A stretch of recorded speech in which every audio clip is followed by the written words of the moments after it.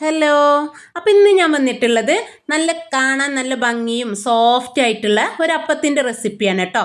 അപ്പോൾ അതാ നല്ല ആരെടുത്തിട്ട് തന്നെ നമുക്കിത് ചുട്ടെടുക്കാം. അപ്പോൾ ഇതെങ്ങനെ ഉണ്ടാക്കണമെന്ന് നോക്കിയാലോ. അപ്പോൾ ഈ വീഡിയോ കണ്ടിരിക്കുമ്പോൾ എൻ്റെ വീഡിയോ സബ്സ്ക്രൈബ് ചെയ്യാത്തവരാണെങ്കിൽ സബ്സ്ക്രൈബ് ചെയ്യാനും ലൈക്ക് ചെയ്യാനും ഷെയർ ചെയ്യാനും കമൻറ്റ് ചെയ്യാനും മറക്കരുത്. അപ്പോൾ ഇതിന് വേണ്ടിയിട്ട് ഒരു മിക്സിൻ്റെ ജാറിലേക്ക് 2 ഗ്ലാസ് മൈദപ്പൊടിയാണ് കേട്ടോ ഞാൻ ഇട്ട് കൊടുക്കുന്നത്.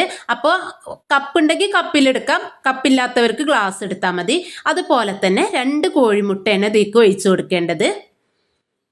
ഇനി വേണ്ടത് ഇതിലേക്ക് നമ്മൾ ഏത് ഗ്ലാസ്സിലാണോ മൈദ അളന്നെടുത്തത് അതേ ഗ്ലാസ്സിൽ തന്നെ 2 ഗ്ലാസ് വെള്ളം ഒഴിച്ചു കൊടുക്കേണ്ട കേട്ടോ. ഇനി ഇതിലേക്ക് ആവശ്യത്തിനുള്ള ഉപ്പ് ചേർത്തി കൊടുക്കാം. എന്നിട്ട് നല്ലവണ്ണം തന്നെ ഒന്ന് മിക്സ് ചെയ്തെടുക്കണേ. കാരണം ഇത് മിക്സ് ചെയ്തിട്ട് നമ്മൾ അടിച്ചെടുക്കുകയാണെങ്കിൽ ഈ മൈദ കട്ട കെട്ടാതെ നമുക്ക് അടിച്ചെടുക്കാൻ പറ്റും. അങ്ങനെ ഞാനത് നല്ലവണ്ണം ഒന്ന് മിക്സ് ചെയ്തെടുത്തിട്ടുണ്ട്. ഇനി ഇതൊന്ന് നല്ലവണ്ണം തന്നെ ഒന്ന് അടിച്ചെടുത്ത് വരാം. അപ്പോൾ ഇതാ നല്ലവണ്ണം തന്നെ കട്ട കെട്ടാതെ തന്നെ നമുക്കിത് അടിഞ്ഞു കിട്ടിയിട്ടുണ്ട്. ഇനി ഇതിലേക്ക് വേണ്ടത് ഒരു മീഡിയം സൈസ് ക്യാരറ്റാണ്. അത് ഞാൻ കുക്കറിലൊന്ന് ജസ്റ്റ് ഒന്ന് വേവിച്ചെടുത്തതാണ് കേട്ടോ. അത് കുറച്ച് വെള്ളം ഒഴിച്ചിട്ട് വേവിച്ചെടുത്തതിന് ശേഷം കുറച്ച് വെള്ളം എടുത്തിട്ട് മിക്സിയിലിട്ടിട്ട് നല്ല പേസ്റ്റ് ആക്കിയിട്ടൊന്ന് അരച്ചെടുത്തതാണ്.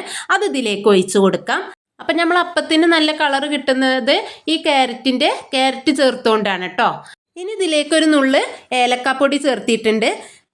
ഏലക്കപ്പൊടി ഇല്ലെങ്കിൽ ഒരു ഏലക്ക ചേർത്തി കൊടുക്കുക. അത് ഇഷ്ടമുണ്ടെങ്കിൽ ചേർത്തിയാൽ മതി കേട്ടോ. അപ്പം മുട്ടയുടെ സ്മെല്ലൊന്ന് മാറാനാണ് ഞാൻ ഏലക്കപ്പൊടി ചേർത്തിട്ടുള്ളത്. പിന്നെ അതുപോലെ തന്നെ 1 ടീസ്പൂൺ നെയ്യും പാടെ ചേർത്തിട്ട് നല്ലവണ്ണം തന്നെ ഒന്നും പാടെ അടിച്ചെടുത്തിട്ടുണ്ട്. അത് ഞാനൊരു പാത്രത്തിലേക്ക് മാറ്റിയിട്ടുണ്ട്. അപ്പോൾ അതേ ലൂസിലാണ് കേട്ടോ. അപ്പോൾ 2 കപ്പ് മൈദക്ക് 2 കപ്പ് തന്നെ വെള്ളവും പിന്നെ ഞാൻ ആ ക്യാരറ്റിൽ കുറച്ചൊരു 1/4 കപ്പ് വെള്ളം പാടെ ഒഴിച്ചിട്ടാണ് മിക്സ് ചെയ്തത്. പറ്റ ലൂസായിട്ട് പോവരുത്. ഇനി ഇത് നമുക്ക് ചുട്ടെടുക്കാം. അതിന് വേണ്ടിയിട്ട് ഞാൻ ഒരു ഓടിൻ്റെ ചട്ടി വെച്ചിട്ടുണ്ട്. അതിലേക്ക് ഒരു തവി മാവ് നല്ല ചൂടായി വരുന്ന സമയത്ത് ഒരു തവി മാവ് ഒഴിച്ചു കൊടുക്കാം. എന്നിട്ട് നമ്മൾ തീ കുറച്ച് വെച്ചിട്ട് വേണം കേട്ടോ അത് വേവിച്ചെടുക്കാൻ. അല്ലാഞ്ഞാൽ ഇത് അടിവശം കരിഞ്ഞു പോകും. അപ്പോൾ പ്രത്യേകം ശ്രദ്ധിക്കണം. തീ കുറച്ച് വെച്ചിട്ട് തന്നെ ഇത് വേവിച്ചെടുക്കണേ. ഇനി ഇതിൻ്റെ മുകളിൽ ചെറിയ കുമിളകളൊക്കെ വരുന്ന സമയത്ത് നമുക്കിതൊന്ന് അടിച്ചു വെച്ച് കൊടുക്കാം. അങ്ങനെ ഞാൻ കുറച്ച് സമയത്ത് ശേഷം ഞാൻ തുറന്ന് നോക്കിയിട്ടുണ്ട്.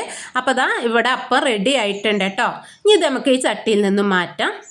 അങ്ങനെ നമ്മൾ നല്ല സോഫ്റ്റും ആരെടുത്തായിട്ടുള്ള അപ്പം ഇവിടെ റെഡി ആയിട്ടുണ്ട്. അങ്ങനെ ഞാൻ ബാക്കിയുള്ളതും പാടെ ഇതുപോലെ തന്നെ ചുട്ടെടുത്തിട്ടുണ്ട്. അങ്ങനെ ഞാൻ എല്ലാതും ചുട്ടൊരു പ്ലേറ്റിലേക്ക് മാറ്റിയിട്ടുണ്ട്. ഇനി ഇത് ഞാനൊന്ന് മുറിച്ചിട്ട് കാണിച്ചു തരാം. അപ്പോൾ അത് കണ്ടോ, നല്ല സോഫ്റ്റുമാണ്. അതുപോലെ തന്നെ ഉൾവശമൊക്കെ നല്ല ആരെടുത്തൊരു അപ്പം കൂടിയാണ്.